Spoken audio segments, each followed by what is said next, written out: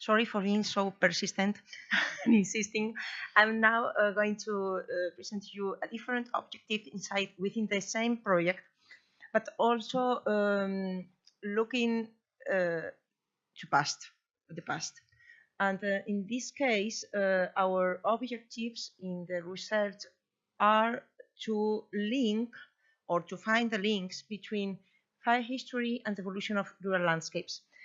I was very interested in the presentation before myself because I found a lot of connections. We are working with historical data from your historical sources, but above all cartographical data that we are confronting to the historical fires data set that we have built up in our university. In fact, this is not the first time I'm talking about that. We're very proud about this data set because it is the first one in Europe to have almost 7,000 records of historical fires with the same structure of the statistical registers of fires in Spain and since the 15th century. The methods we have used for this research are related to the interpretation of this historical cartography and aerial photography in a selection of case studies at the local level and with GIS, with Geographical Information System. In that map, we have the image of these two kind of fire records that were shown in the precedent paper. In red, the historical, in blue, the statistical, and the selection of the 6 case studies where we are working on, with 2 research questions, which are connecting these topics, fire regime and landscape evolution. The research questions are, what has been the real impact of wildfires on land use changes? And the second one, how are the land use changes influencing the wildfire regime? Because in both cases, there are some well consolidated topics that almost all us are repeating, and sometimes and somewhere they are not exactly true. So we are trying to demonstrate if they are or not. And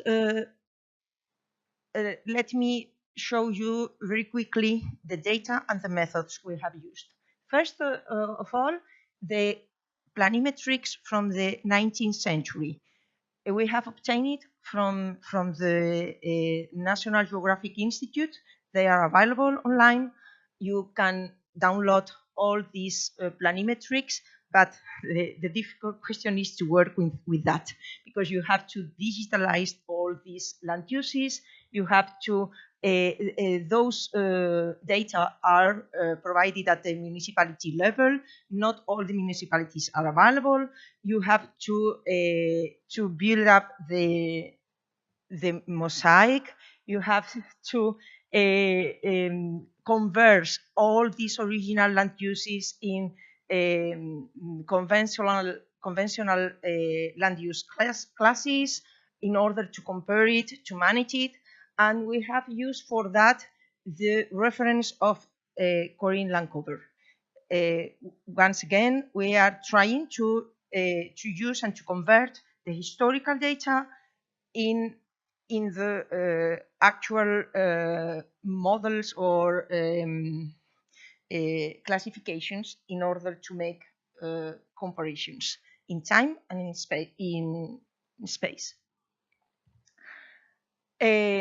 From all this intense work, we have been able to obtain, but you can see that it is not complete in the 6 case studies. For instance, in Tietar and Urdes, we have incomplete data because the planimetrics, the original planimetrics, doesn't exist. So, but for the others, we have got the original land uses and with the classification comparable with present of the existing, according with the experts at that period, because we have now experts, and there were also at that time, and quantitative and qualitative points of views have to be compatibilized in order to have some conclusion.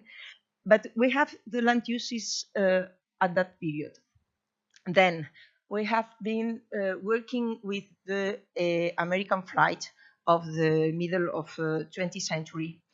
This orthophotography is also very difficult to obtain, because even if could be, we could think that they are available, yes, in a physical way, but the orthophotographies and then the mosaic, then the rectification, and then the photo interpretation is also a very hard work that has been accomplished in the 6 case studies, and with the same classification in order to make comparisons. This is the case study of data. And finally, the third one, coordinate and cover. That's very normal, easy, and automatic. So that was, I am presenting it in a sequential point of view way, but we have worked on the opposite. We started from coordinate and cover back. Now we have, for the 6 case studies, the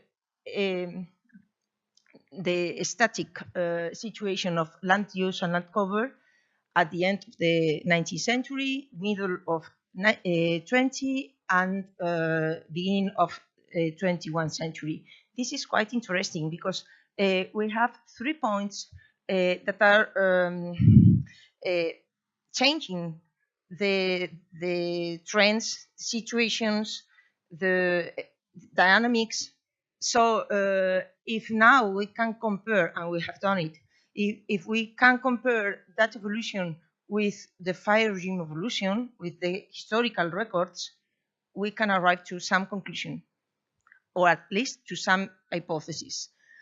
Concerning land cover and land use evolution, we have realized that indeed that was one of the questions I put before. For instance, the agricultural land decreased, of course, until the middle of 20th century, and then in some cases is recovering. But the more important evolution is related to the uncultivated lands in yellow, to pastures, and also to the high forest, to the dense forest. If we are now trying to get the real land use changes in the 2 periods that we can obtain, then we realized that in the first half of the 20th century, the more important change in the 6 cases is related to the loss of agricultural land, while in the second half, in the 6 cases, the more important land use change is related to forest, either progressive, either decline, but to forest. So that's explaining us, demonstrating us that land uses are connected, of course, to land cover. And now the third question, are wildfires also connected to that dynamics or not? We can demonstrate that in this case study, because we have our historical data set, and it's very, very clear that the wildfire records are coincident with the areas of land use change. When these areas change, the pattern of wildfires changed as well.